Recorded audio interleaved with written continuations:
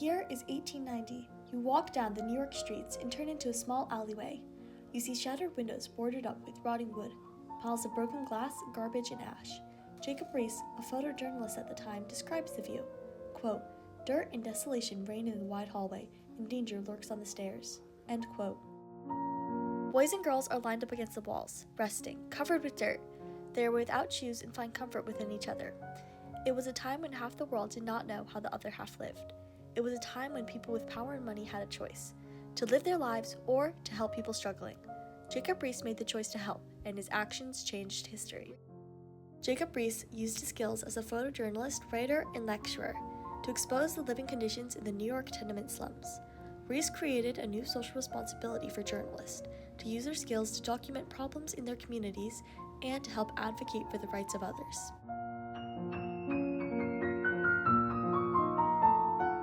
Jacob Riis was born in Riis, Denmark in 1849. At age 12, Riis surprised everyone when he donated all his Christmas money to a poor Riis family. This is when Riis developed a sense of responsibility for the people in his community. He left Denmark in 1870, chasing after his love, Elizabeth Jorts, who he ultimately married and had 5 children with. Riis arrived at a time of tremendous change in the United States. It was right before the start of the Gilded Age, a time when there seemed to be more job opportunities. Immigrants chased these opportunities and settled in cities like Chicago, Boston, Pittsburgh, and New York. For many people, regardless of where they came from, New York was an invitation to come and to be able to make a living for you and your family. Jacob Riis will soon realize that the wealth and power was concentrated in the hands of a few, creating a sharp divide between rich and poor. There were common problems including issues with housing, sanitation, and health. At the same time, other reformers were fighting for social and legal rights in urban areas, including working to prevent child labor and improve working conditions. In his first few years in New York City, Jacob Riis chased opportunities for himself. In 1877, he landed a job at the New York Tribune as a police reporter, stationed on Mulberry Street in the Tenement district.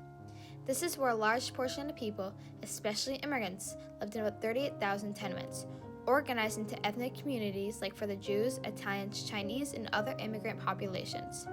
This is when Riis gained knowledge of what street life was like in New York. Riis reflected on this time in his life. Quote, "My first assignment as a reporter, stayed 25 years, not willingly after 1 year wanted to get out, was made to stay. Compelled there to see the seamy side of everything, I look behind the gore and the grime of it for the cause." End quote. Riis used his First Amendment right to freedom of press, which allowed him to publish ideas and news without government censorship. Riis knew he was in a position of power to advocate for the social and human rights of the people in the tenements to safe housing and access to basic human necessities. In 1888, Riis started working for the Evening Sun. This is when Riis started producing photographs of the slums that later would be turned into wood engravings and half-stones to go with his writing. His photography about poverty showed an honest portrayal of the people amid horrible conditions.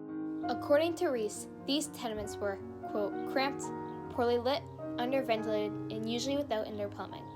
Rooms were 12 by 12 with 5 families living in it, compressing 20 persons of both sexes and all ages with only 2 beds. The tenements were hotbeds of vermin and disease, are frequently swept by cholera, typhus, and tuberculosis." End quote. Emma Beckerman, a newly arrived immigrant, describes the tenements from her perspective. Quote, "The furnishings were worn and shabby. 4 rickety chairs, a scarred wooden table, a leaky icebox, and a coal stove greeted us. The bedroom contained a sagging double bed and a broken-down bureau." End quote. The tenement owners were only after rent.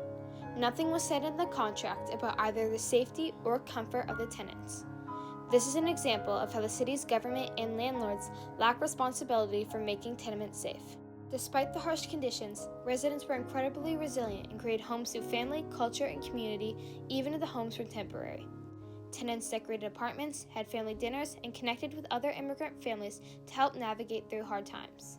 Riis's attitude towards some people in the tenements reflected the racism and classism that was common at the time. One of his photos was of a man sitting on a barrel called the Tramp.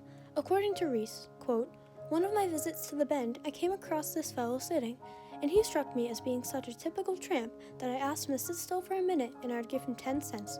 That was probably the first and only 10 cents that man had earned by honest labor in the course of his life, and that was by sitting down." End quote. He described the Italians as thieves and criminals, and he described the people living in the Chinatown tenements this way, quote, "Stealth and secretiveness are as much a part of the Chinaman in New York as the cat-like tread of his felt shoes, and the average Chinaman would rather gamble than eat any day," end quote. Despite his judgment, Riis hoped people would gain a sense of responsibility and help improve tenement conditions. To do this, Riis lectured around the country to expose life in the tenements. He exercised his First Amendment right to freedom of speech to continue to make a change. His first lecture, How the Other Half Lives and Dies in New York, was in 1888. He used a projector to show the harsh tenement conditions.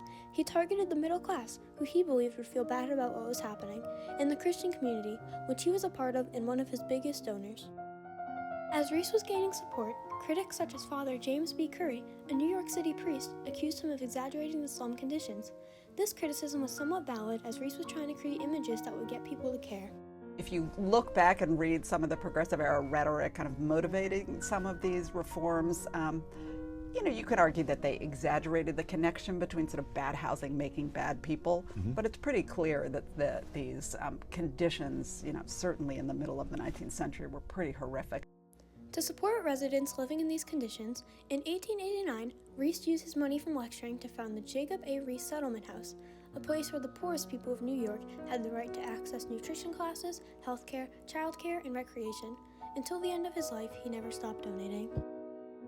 In 1890, Riis wrote How the Other Half Lives, documenting life in the tenements. Theodore Roosevelt, the Civil Service Commissioner of New York City at the time, saw his photographs and felt a responsibility to help. This started a bond that lasted through his career and until Riis's death. The two took walks around the tenements, observing the conditions. This was when Riis's responsibility for the people of New York City expanded, as the two discussed housing issues, police corruption, and other urban problems. After 1895, Riis took very few photographs of his own, focusing on his political career alongside Roosevelt. Roosevelt spoke highly about Riis and his work, quote, "The countless evils which lurk in the dark corners of our civic institutions, which stalk abroad in the slums, have met Mr. Riis in the most formidable opponent ever encountered by them in New York City," end quote. Upon being elected governor, Theodore Roosevelt advocated for housing reform. In 1901, the New York legislation signed the Tenement House Act the same year Roosevelt became vice president. Some argued the act would not get to the main causes of the issues, which were also connected to lack of education, access to good jobs, and fair pay. However, the law did improve safety and health issues, banning the construction of non-ventilated housing and slowing the spread of disease. Buildings now had to have outward-facing windows, indoor bathrooms, proper ventilation, and fire safeguards.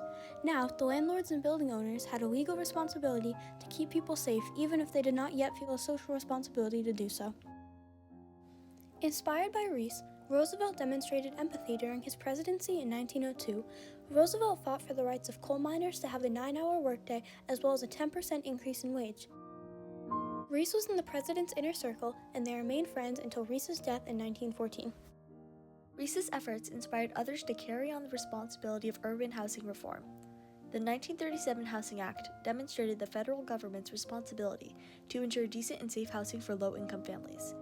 In 1965, President Johnson signed a law establishing the U.S. Department of Housing and Urban Development to oversee the newly funded housing programs. Today, the New York City government is still working on taking full responsibility for housing issues.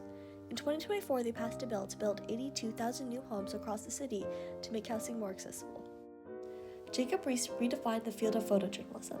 It was not just about giving information to the public, it was about taking powerful photos and exposing the real story. Quote, "I was a writer and a newspaperman, and I only yelled about the conditions which I saw. My share in the work of the slums has been that I have not had a 10,000th part in the fight, but I have been in it." End quote. Riis's techniques inspired the next wave of photojournalists. Lewis Hine documented the Ellis Island immigrant arrivals and the harsh conditions of child labor. Dorothea Lange captured life of farmers during the Great Depression, revealing Americans struggling through economic hardship. Gordon Parks exposed issues like poverty and racism during the Civil Rights era. Today, photojournalists use social media as a gateway to reach more people, hoping viewers will feel responsibility and take action. Riis was considered one of the earliest social reform documentary photographers, establishing a new responsibility of photojournalists to use their skills to advocate for the rights of others, creating a lasting impact on their communities and on history.